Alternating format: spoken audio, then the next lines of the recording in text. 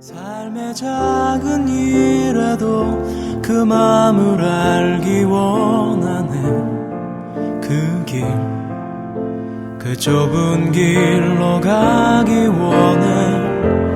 나의 작음을 알고 그분의 크심을 알며 소망, 그 깊은 길로 가기 원하네.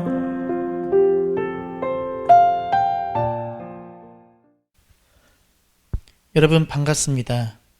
오늘은 사사기 강의 21번째 시간으로 이곳은 가나안 땅이더라 라는 주제로 사사기 21장을 살펴보겠습니다. 왜 목사님 얼굴이 안 나오는지, 혹시 영상이 잘못됐는지 의아해하는 분들이 계실 겁니다.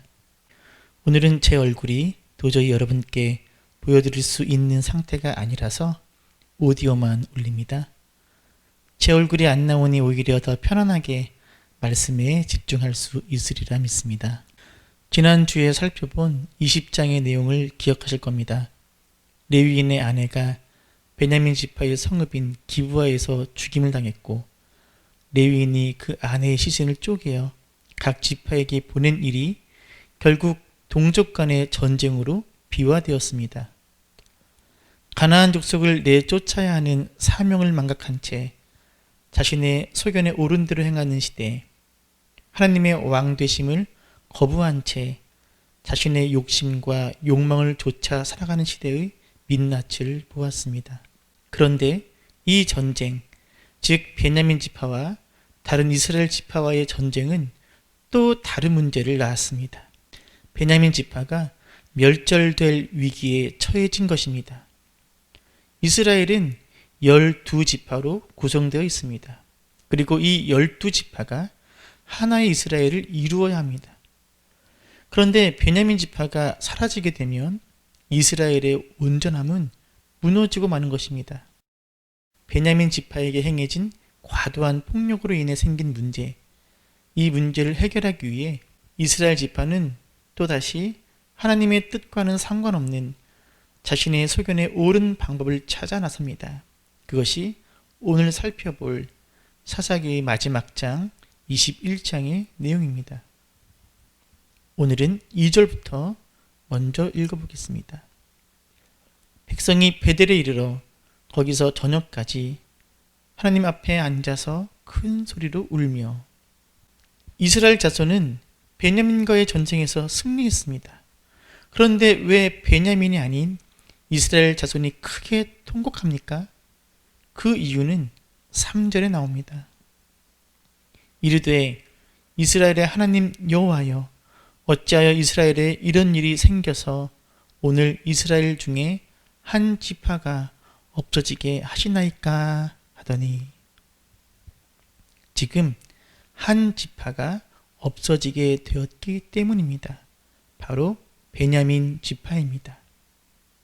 그런데 이들은 마치 하나님께 책임이 있는 듯 말하고 있지만 그렇지 않습니다. 베냐민 지파가 없어지게 된 책임은 이스라엘 자손들에게 있습니다. 먼저 이들은 베냐민과의 전쟁에서 과도한 폭력을 행사합니다. 20장 48절입니다.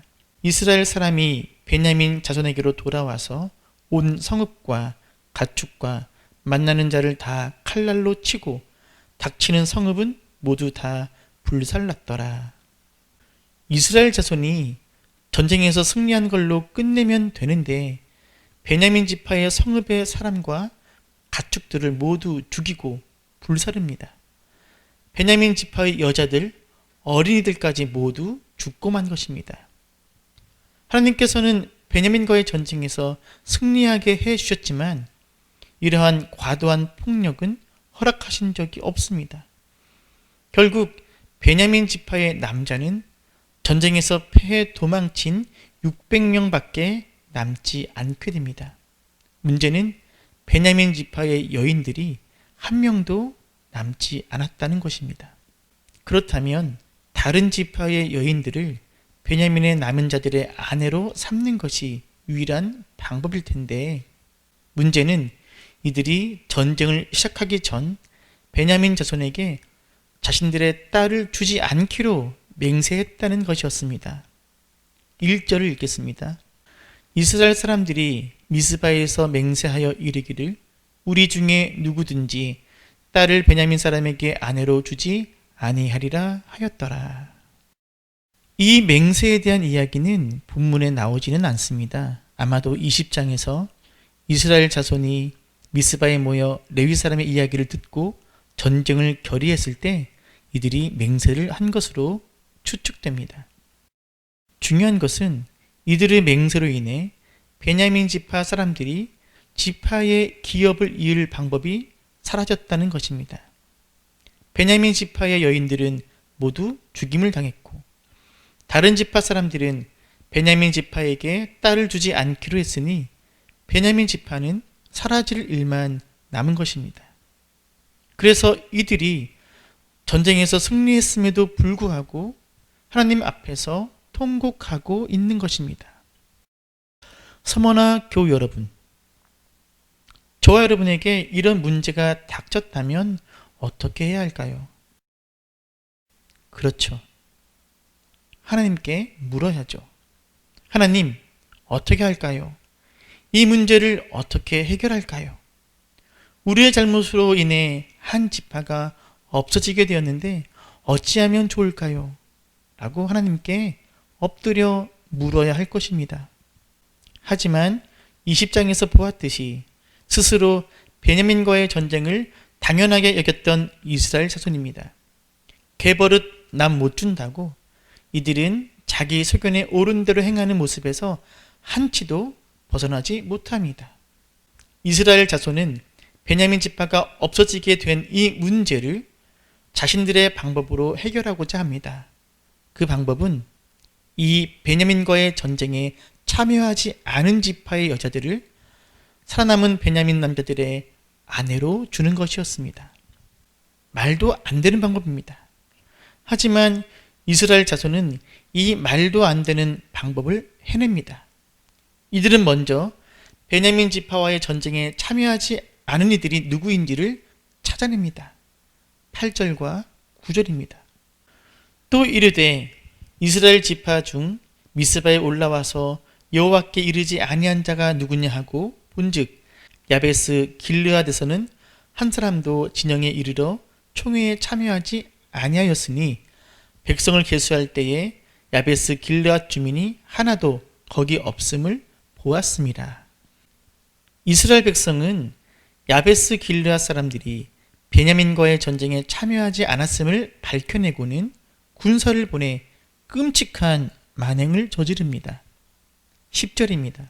회중이 큰 용사 12,000명을 그리로 보내며 그들에게 명령하여 이르되 가서 야베스 길르앗 주민과 부녀와 어린 아이를 칼날로 치라.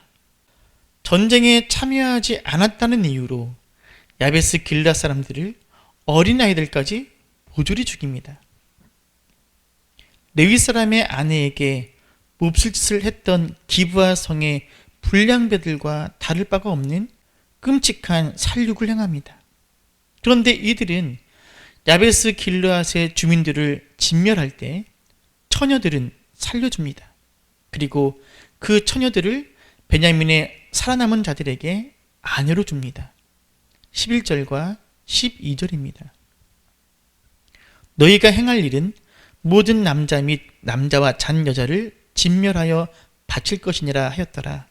그들이 야베스 길르앗 주민 중에서 젊은 처녀 400명을 얻었으니 이는 아직 남자와 동침한 일이 없어 남자를 알지 못하는 자라. 그들을 실로 진영으로 데려오니 이곳은 가나안 땅이더라. 베냐민 지파가 없어지게 될 위기를 맞아 이스라엘 자손이 문제를 해결하기 위해 행한 방법이 무엇입니까? 전쟁에 참여하지 않은 길르앗 야베스 주민을 진멸하고 처녀 400명을 붙잡아 살아남은 베냐민 남자들에게 주는 것이었습니다. 선하고 의로우신 하나님의 뜻과는 전혀 상관없는 행위입니다. 악한 행위이며 끔찍한 범죄입니다. 이들이 행한 이 일의 성격에 대해 사사기 기자는 12절 하반절에서 상징적으로 표현하고 있습니다. 이곳은 가나안 땅이더라 라는 구절입니다. 이곳은 가나안 땅이더라. 이곳은 실로입니다. 물론 실로뿐만 아니라 이스라엘 자손이 살고 있는 땅은 모두 가나안이라 할 수 있습니다. 하지만 이 설명은 상징적인 표현입니다. 동족끼리 죽이고 무고한 야베스 길르앗 주민을 학살하고 힘없는 여자들을 폭력적으로 끌고 와 억지로 베냐민 남자의 아내로 삼는 이 땅이야말로 하나님의 땅이 아니라 가나안 땅이라는 것입니다. 즉 가나안과 동화되어 있는 이스라엘의 모습을 상징적으로 표현하고 있는 것입니다. 결국 이스라엘 자손은 끌고 온 400명의 길르앗 여인들을 베냐민의 살아남은 남자들의 아내로 줍니다. 그런데 문제는 해결되지 못합니다. 그 이유가 무엇입니까? 14절입니다. 그때에 베냐민이 돌아온지라 이에 이스라엘 사람이 야베스 길르앗 여자들 중에서 살려둔 여자들을 그들에게 주었으나 아직도 부족함으로 짝이 맞지 않는 겁니다. 즉 숫자가 맞지 않는 겁니다. 살아남은 베냐민 자손이 600명입니다. 그런데 잡아온 길르앗 여인은 400명입니다. 몇 명이 남습니까? 200명이 남습니다. 즉 200명의 여인이 부족한 것입니다. 사실 이 문제를 해결하는 방법은 간단합니다. 자신들의 잘못된 맹세를 취소하면 되는 것입니다. 사사 입다를 살펴볼 때 언급했듯이 성경은 잘못된 서원이나 맹세는 취소할 수 있다고 말합니다. 그런데 입다는 자신의 체면을 중하게 여겨 딸의 생명을 빼앗는 죄를 범했습니다. 지금 이스라엘 백성도 마찬가지입니다. 베냐민 지파에게 딸을 주기로 한 맹세를 거두면 됩니다. 하지만 이들은 자신들이 했던 잘못된 맹세를 취소하지 못합니다. 18절입니다. 그러나 우리가 우리의 딸을 그들의 아내로 주지 못하리니 이는 이스라엘 자손이 맹세하여 이르기를 딸을 베냐민에게 아내로 주는 자는 저주를 받으리라 하였음이로다 하니라. 이스라엘 자손은 베냐민 지파에게 딸을 주지 않기로 한 데서 그치지 않고 딸을 주는 이는 저주를 받을 것이라고 맹세한 것입니다. 그래서 저주를 받을까봐 딸을 못 주는 겁니다. 이스라엘의 한 지파가 사라질 것에 대해서는 걱정하면서도 자신이 저주를 받을까봐 이 문제를 해결하지 못하는 어리석은 모습을 보여주고 있습니다. 그리고 결국 이들은 또 다른 해법을 찾아냅니다. 그런데 이 해법 역시 하나님의 뜻과는 전혀 상관없는, 아니 오히려 하나님을 멸시하고 무시하는 방법이었습니다. 19절에서 21절까지 읽겠습니다. 또 이르되 보라 베델 북쪽 르보나 남쪽 베델에서 세겜으로 올라가는 큰 길 동쪽 실로에 매년 여호와의 명절이 있도다 하고 베냐민 자손에게 명령하여 이르되 가서 포도원에 숨어 보다가 실로의 여자들이 춤을 추러 나오거든 너희는 포도원에서 나와서 실로의 딸들 중에서 각각 하나를 붙들어 가지고 자기의 아내로 삼아 베냐민 땅으로 돌아가라. 여자를 분배받지 못한 베냐민 남자 200명으로 하여금 여호와의 명절 때에 춤을 추러 나온 실로의 여인들을 납치하여 아내로 삼기를 허락한 것입니다. 야베스 길르앗 주민들을 학살하고 처녀들을 끌고 와 아내로 준 것도 모자라 이제 무고한 여인들을 납치하여 아내를 삼는 방법을 해법이라고 내놓은 것입니다. 이것이 진정 하나님의 백성의 모습이라고 할 수 있습니까? 더욱이 이 방법에는 큰 문제가 있었습니다. 여호와의 명절이라는 하나님의 은혜에 감사하고 기뻐하는 여호와의 절기를 자신들의 문제를 해결하는 도구로 이용했다는 점입니다. 하나님을 나의 욕망이나 필요를 채우기 위해 이용하는 것, 이것이 바로 하나님을 왕으로 모시지 않는, 하나님의 다스리심을 거부하는 자기 소견에 옳은 대로 행하는 시대의 필연적인 귀결일 수밖에 없습니다. 결국 아내를 얻지 못한 베냐민 남자 200명은 이스라엘 자손이 허락한 방법을 조차 그대로 행합니다. 23절입니다. 베냐민 자손이 그같이 행하여 춤추는 여자들 중에서 자기들의 숫자대로 붙들어 아내로 삼아 자기 기업에 돌아가서 성읍들을 건축하고 거기에 거주하였더라. 결국 베냐민 자손은 여호와의 절기에 실로에 나와 춤을 추던 여자들을 납치하여 아내로 삼고는 자신들의 기업으로 돌아갑니다. 그리고 이스라엘 자손 역시 자신들의 일상으로 돌아갑니다. 24절입니다.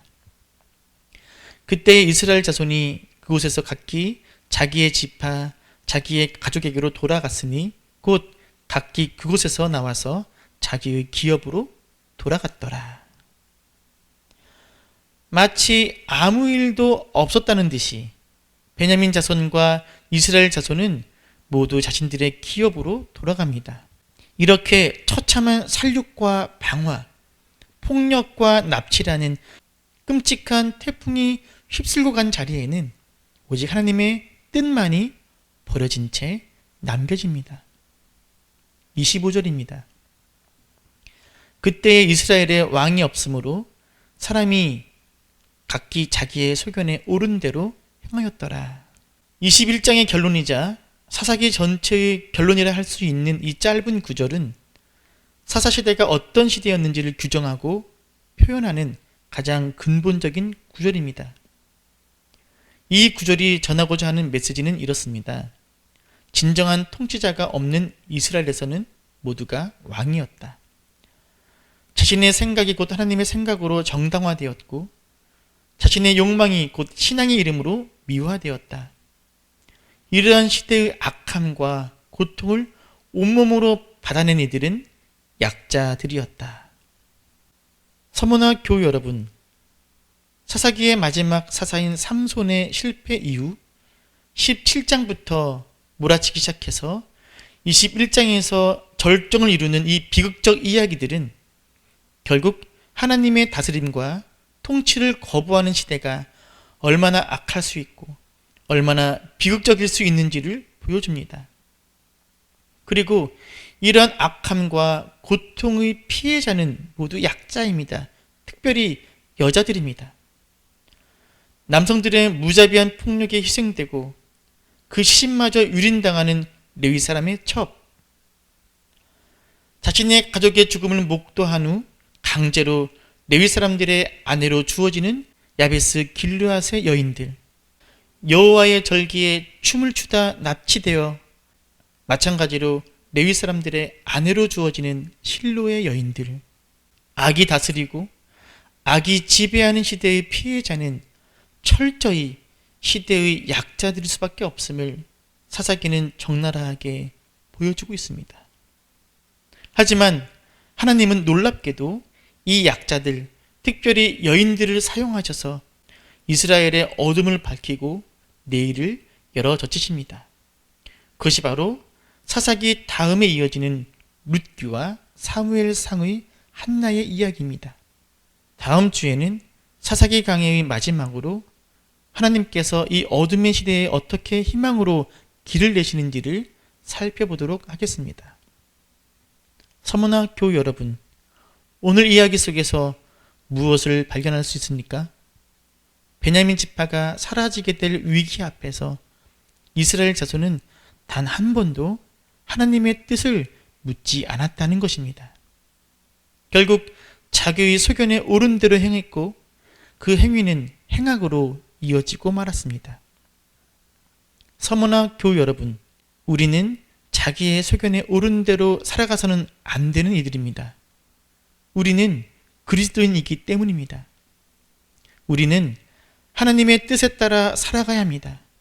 이것이 우리 그리스도인들이 살아낼 삶입니다. 이것이 믿음의 삶이며 하나님의 영광을 위한 삶입니다. 저와 여러분의 삶이 자기의 소견에 옳은 대로 행하는 삶이 아닌 하나님의 이름과 하나님의 나라와 하나님의 뜻을 위해 살아가는 삶이 되기를 축원합니다. 저 높이 솟은 산이 되기보다 여기 오름직한 동산이 되길, 내가 아는 길만 비추기보다는 누군가의 길을 비춰준다면